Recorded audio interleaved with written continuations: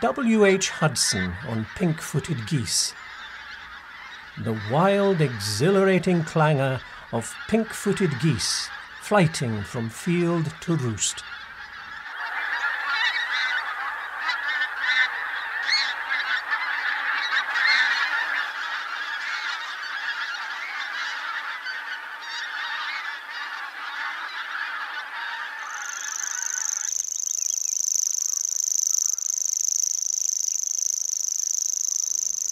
Gilbert White on the grasshopper warbler.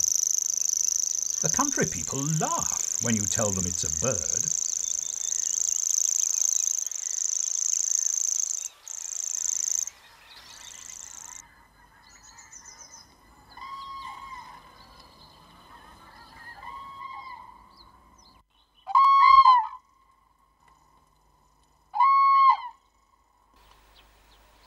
Homer's Iliad on common cranes. The sonorous bugling calls like the sound of armies advancing into battle.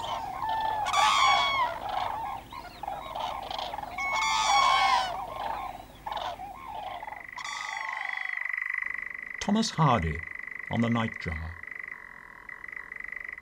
The dewfall hawk comes crossing the shades to alight upon the wind-warped upland thorn.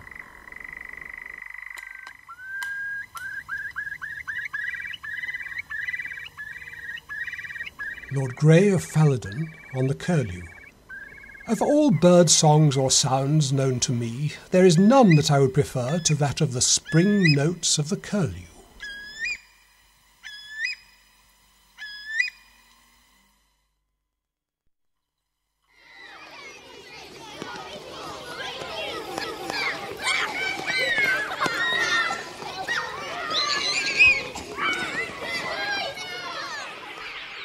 Just like children in a playground, a flock of starlings chatter incessantly as an important display of social bonding or togetherness.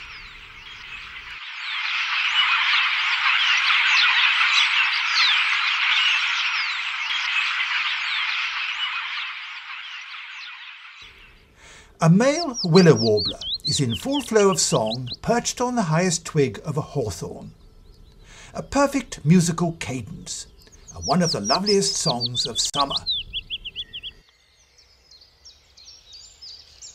A young bird is highly vulnerable in a dangerous world. This robin is unaware that he could be somebody's dinner in the next 5 seconds. Luckily this time, the kestrel has been spotted by adult birds. The game is up, and the alarms are ringing. The robin takes cover, and the kestrel pushes off to try his luck somewhere else. 3 different examples of bird language.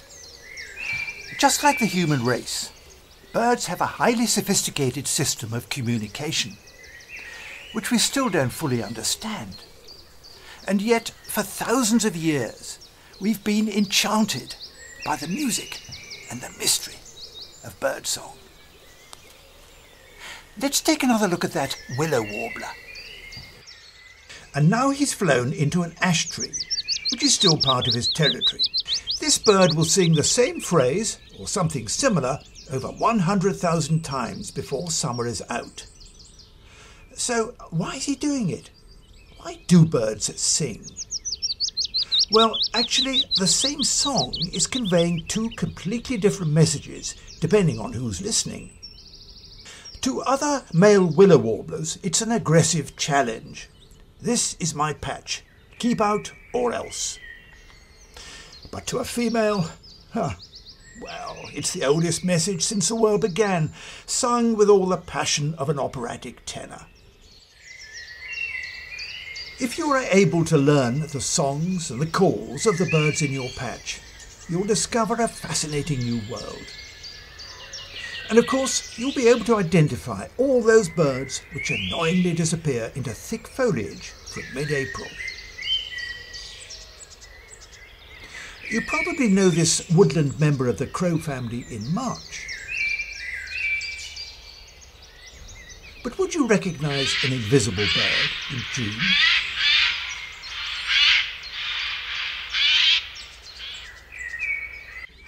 And here's a catch question.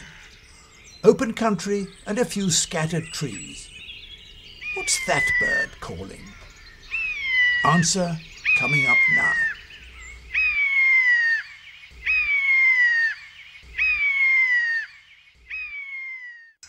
Not many people see or even hear this bird now, and yet the strange song or call is known to just about everybody. But as parents, the lifestyle of the cuckoo would be a social worker's nightmare. It's early afternoon, and a female cuckoo is watching the nest of a dunnock. She knows that at this time of day, when the temperature is at its warmest, the dunnock must leave her nest in order to snatch a hurried feed. The cuckoo drops down to the nest, removes one egg, and in just 2 or 3 seconds squirts her own egg into the nest from a specially adapted, quick-release cloaca. By the time the dunnock returns, the dirty work is done, and the female cuckoo inexplicably produces a unique, bubbly song. Is it a song, or is she just laughing and laughing? Cuckoo's eggs have been found in the nests of over 50 different species of bird, and in most cases the egg is adapted to match the colour and markings of the host bird. Surely one of nature's most brilliant deceptions. Having no parental responsibilities, the adult cuckoos start their return journeys to East Africa by the end of June, leaving the foster parents to rear their young.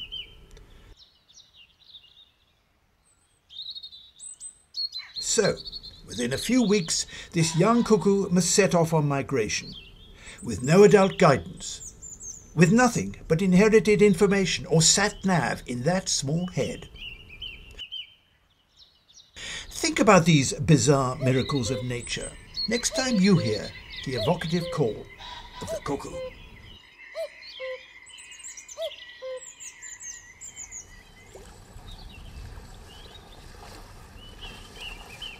The black-sailed Hueri Albion is over 100 years old.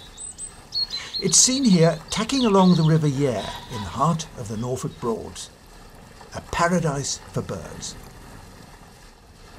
And the Yare Valley is the home of Mark Cocker, one of Britain's foremost writers on nature and an old friend. When I dropped in to see him a few years ago, he'd just completed his epic and beautiful book, Birds Britannica, the result of 8 years of painstaking research into bird folklore. I asked Mark if it was possible to put the singing of birds into a human context. I think it's valuable to look at some aspects of bird behaviour as in terms of our own activities, and I think birdsong, we should see it as a kind of conspicuous consumption in the same way that a young man might buy an expensive car to show how wealthy he is to a prospective partner. In exactly the same way, a bird like the blackbird that's singing almost as we speak can spend large parts of its day singing. It, by implication, demonstrates that it's a very efficient feeder. It needn't spend all of its day simply on the necessities of life. It can spend time singing. A few years after that interview, Mark produced Crow Country, another bestseller, which has been described as a prose poem in a long tradition of English pastoral writing. To anyone who thinks that rooks are just black and boring, this book is a revelation. In fact, corvids have the sharpest brains of any group of birds, and the rook in particular is highly sociable, family-minded, with a sombre and raucous voice. Here's Mark reading from Crow Country. In the winter of 2004-2005, the Buckingham roost had eventually swollen by late January to around 40,000 birds, the largest it's been in my years of watching. It created a music that I count among the most wonderful produced by anything I've heard in the realms of nature. It was at its most compelling when the birds launched into the air in their final flight to the roost. Just as I no longer viewed the vibrant mushroom cloud of black spiralling above the woods as a flock of rooks and jackdaws, so I ceased to hear their voices as those of birds. It was an elemental clamour, and I found myself making the hour's return journey round the Yare to Buckingham Cars, simply to hear it at full volume one more time.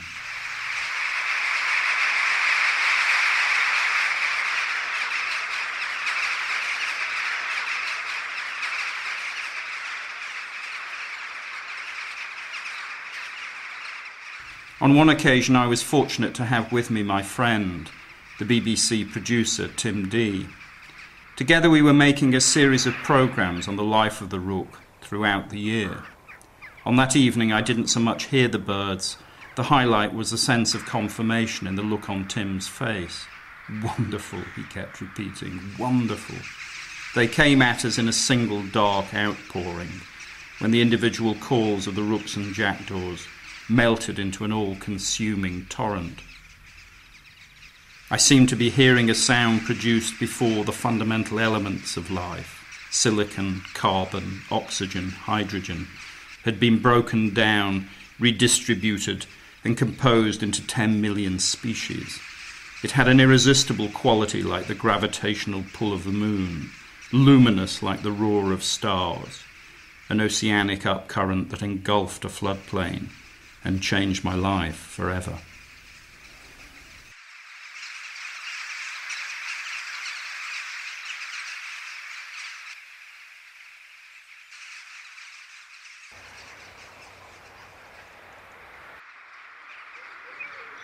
The starling is a bit of an old gossip in the bird world.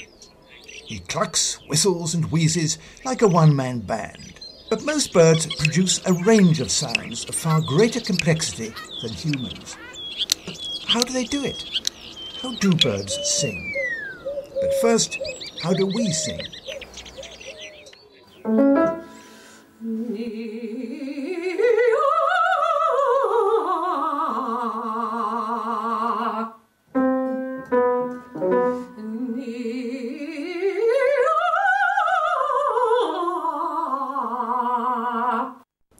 The human voice box is in the larynx at the top of the trachea. Air passes from the lungs through the trachea and causes the larynx to vibrate. With birds, the voice box is in the syrinx at the bottom of the trachea. Syrinx is the Greek for two flutes, and this is what is so clever. It enables birds to produce two distinct sounds at the same time, which are then mixed as they pass up the trachea. This complex design means that birds can produce more vocal gymnastics than a human could ever hope to achieve. Some birds, like this reed warbler, give the impression of singing in long bursts for minutes on end without catching their breath. But they actually do this by taking a series of shallow mini-breaths, which are synchronized with each syllable they sing.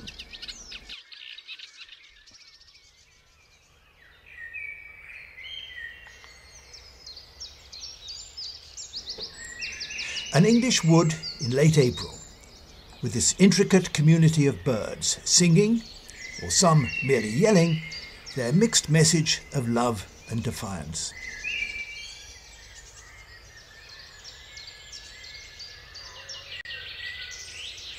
A roe deer decides I'm too close for comfort and breaks cover.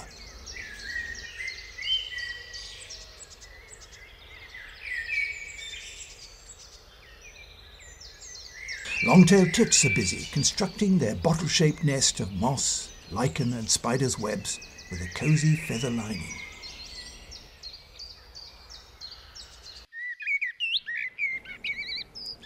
The gorgeous blackbird can be heard just about anywhere, rich, unhurried and melodious.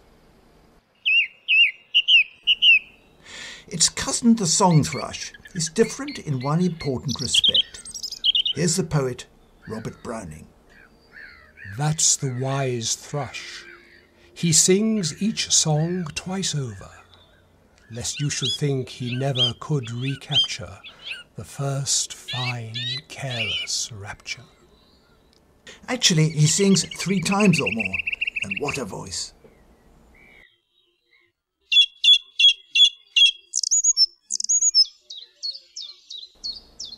The first of the summer migrants to arrive is the chiff-chaff.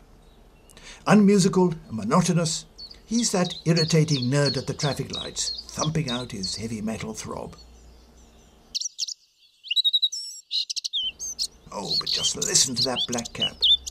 One of the stars of the show, right at the top of the hawthorn. What a gorgeous outburst of joy with the musical timbre of a nightingale.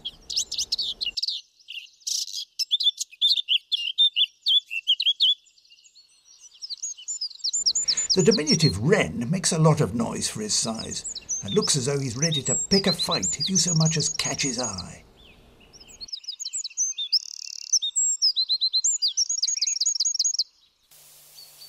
Look, look, look! There's a tiny feathered mouse creeping up the sycamore. Can you hear that wheezy little song? It's a tree creeper. The song is so high, it's probably out of range of many people's ears. A tiny whispered sound, almost invisible now. There he goes. The greater spotted woodpecker can't sing, won't sing. He's the drummer of the band. A dozen rapid stutters to establish his territory produces a quick response from a neighbouring male.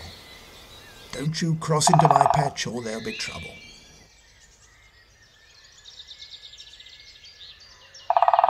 Okay. Message received and understood. A month or so later, and the incessant racket of young woodpeckers begging for food is an easy way to spot this neat hole drilled into a Douglas fir.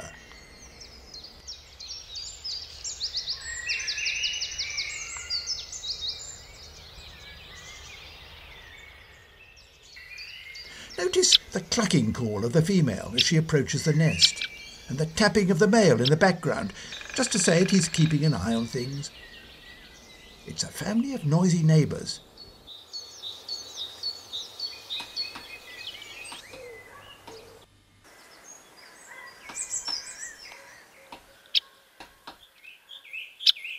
"10 days later, the young are out of the nest, and they'll be fed by both parents for another 3 weeks at least, until they're able to get their own meals.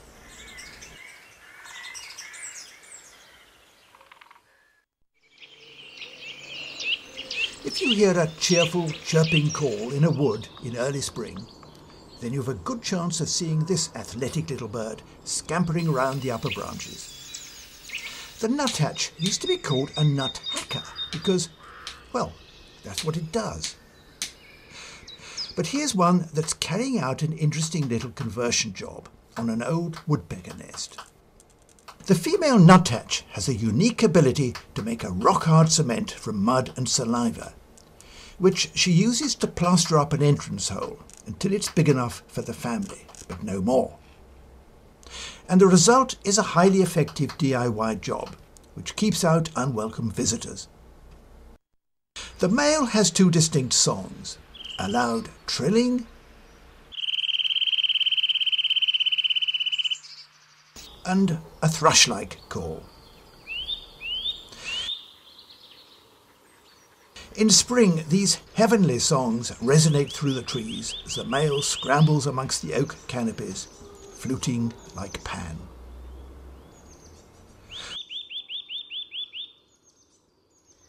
What a glorious choral concert in an English wood in spring. And it's all free.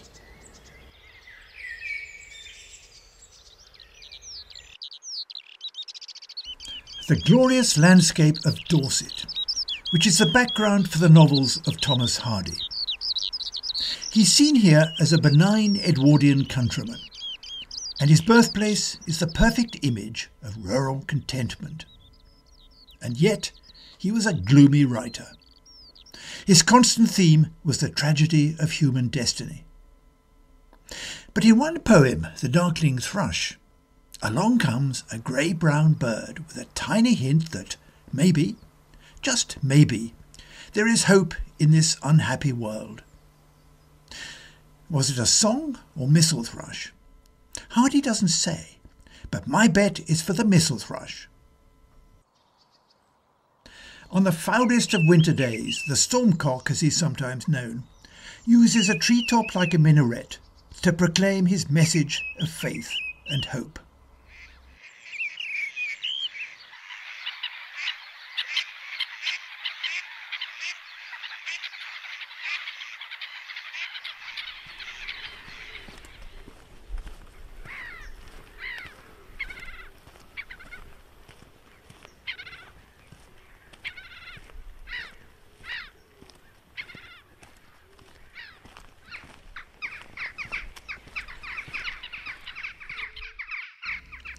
I leant upon a coppice gate, when frost was spectre grey, and winter's dregs made desolate the weakening eye of day.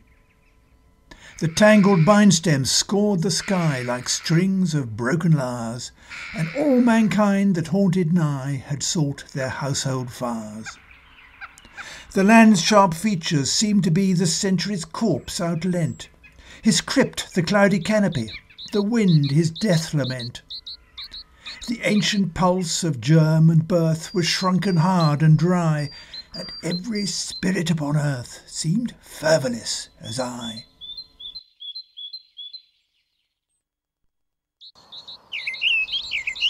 At once a voice arose among the bleak twigs overhead, in a full-hearted evensong of joy illimited. An aged thrush, frail, gaunt and small, in blast-beruffled plume, had chosen thus to fling his soul upon the growing gloom. So little cause for carollings of such ecstatic sound was written on terrestrial things afar or nigh around, that I could think there trembled through his happy good-night air some blessed hope, whereof he knew, and I was unaware.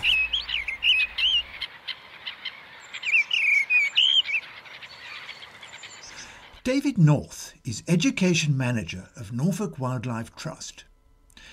He's also one of the finest birders I know, and he's in no doubt about the best time to hear birdsong. Go into a wood 6 a.m. in the morning, even earlier of course in summer, and the dawn chorus is fantastic, but it's probably the worst time to try and learn individual bird songs. Do get up and enjoy the early morning chorus, but that's not a good time to try and learn. Just enjoy the music of that wonderful dawn explosion of birdsong. So why do birds sing at dawn? Well, lots of theories have been advanced for that. One of the possible reasons is simply that so many birds feed on insects, and until the weather warms up in the morning, insects are comparatively inactive and therefore very difficult to find.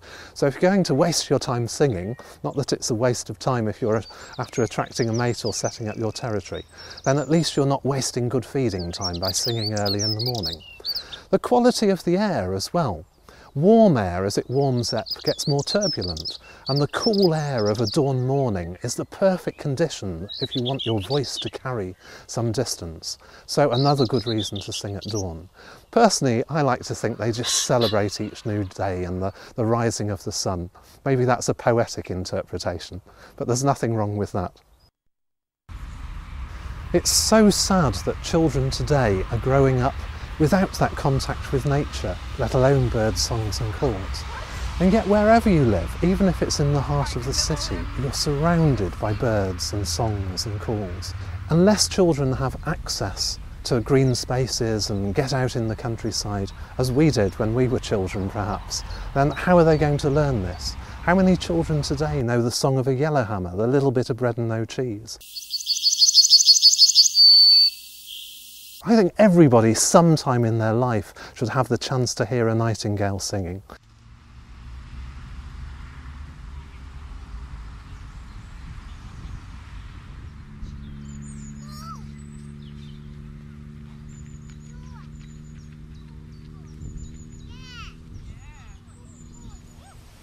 Of course David is right. We owe it to the next generation, not just to conserve nature, but to help children to enjoy it. On a lovely June afternoon, my friend Phil Littler and I invited some children from Erpingham Primary School to watch Phil, a registered bird ringer, as he collected 4 baby kestrels from a nest box.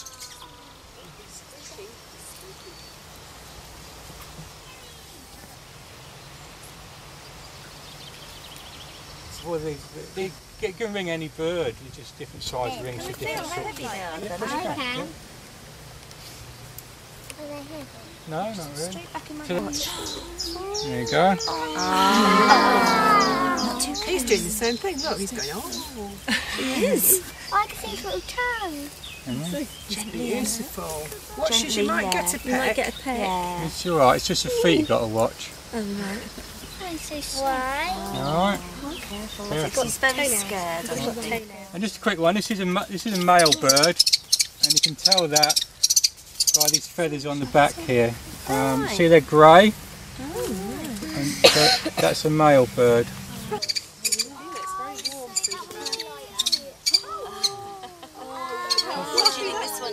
This one's a bit smaller, this one. Is that female? I couldn't. I don't know. It's a bit tangled up at the moment. That's a young female one. Oh, that little girl. Yeah. Yeah, she is really He's noisy. Yeah. It's a girl. Squeaker. Squeaker. No. So the ring is sealed up. You can't get your fingernail in there because obviously you need these things to be sealed completely. Otherwise, it could be, you know, anything in there like a bit of twine or something will get stuck in there. And so the birds were safely ringed in the name of science, and the delight on the faces of the young spectators said so much about that precious relationship between children and nature.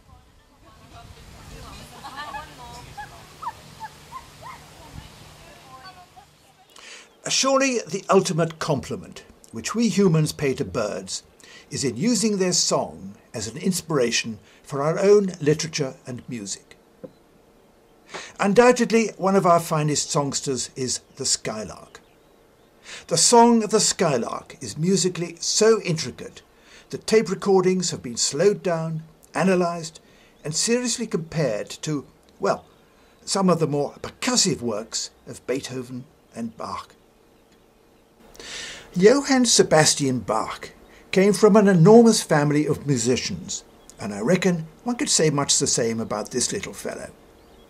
After all, his family and ancestors have been talented musicians for millions of years. And he is, of course, the subject of Shelley's classic poem, Ode to a Skylark. Hail to thee, blithe spirit, bird thou never wert, that from heaven or near it pourest thy full heart in profuse strains of unpremeditated art. Higher still and higher from the earth thou springest, like a cloud of fire. The blue deep thou wingest, and singing still dost soar, and soaring ever singest.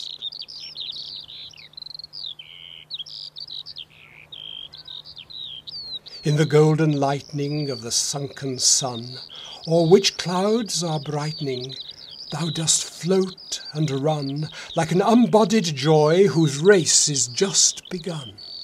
What thou art we know not. What is most like thee? From rainbow clouds there flow not drops so bright to see as from thy presence showers a rain of melody. Like a rose embowered in its own green leaves, by warm winds deflowered, till the scent it gives makes faint with too much sweet these heavy-winged thieves.